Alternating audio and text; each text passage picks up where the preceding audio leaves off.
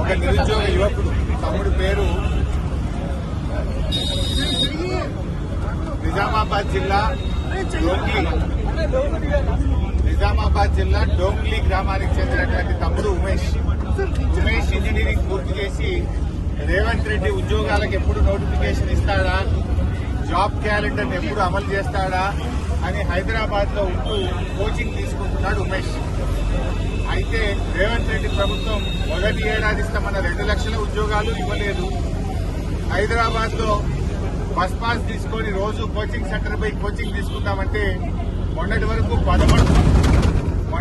1300 రూపాయలు ఉన్న bus pass ఇప్పుడు 1630 రూపాయలు అయింది.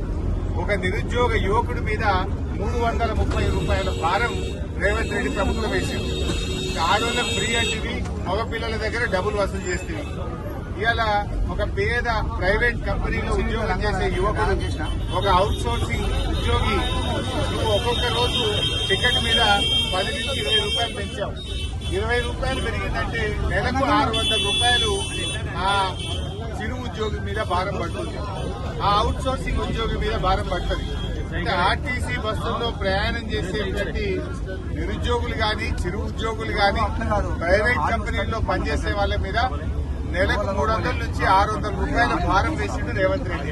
ఇప్పుడు ఈ తమ్ముడు ఉమేష్ మీద 300 రూపాయల భారం పడ్డది. రేవంత్ రెడ్డి ఇది నిరుద్యోగ యువకులకు ఏం చెప్పినావు? ఆ రోజు ఉద్యోగం వచ్చేదాకా నెలకు 4000 వృత్తి ఇస్తాను, 4000 నిరుద్యోగ వృత్తి ఇవ్వలేదు. జాబ్ క్యాలెండర్ జాబ్లెస్ క్యాలెండర్ అయిపోయింది. మొదటి ఏడాది 2 లక్షల ఉద్యోగాలు అన్నావు, 2 లక్షలు కాదు కదా 20,000 ఉద్యోగాలు కూడా ఇవ్వలేదు. నిరుద్యోగ యువకులను మోసం చేసింది రేవంత్ రెడ్డి. పైగా బస్ ఛార్జీలు పెంచారు. ఇవాళ మేము పేద ప్రజల పక్షాన, మధ్యతరగతి ప్రజల పక్షాన పెంచిన బస్ ఛార్జీలు దించాలని రేవంత్ రెడ్డి డిమాండ్ చేస్తా ఉన్నాం. ఇవాళ రేవంత్ రెడ్డి ప్రభుత్వం 20 నెలల్లో 5 సార్లు బస్ ఛార్జీలు పెంచింది. ఒకసారి రౌండ్ ఫిగర్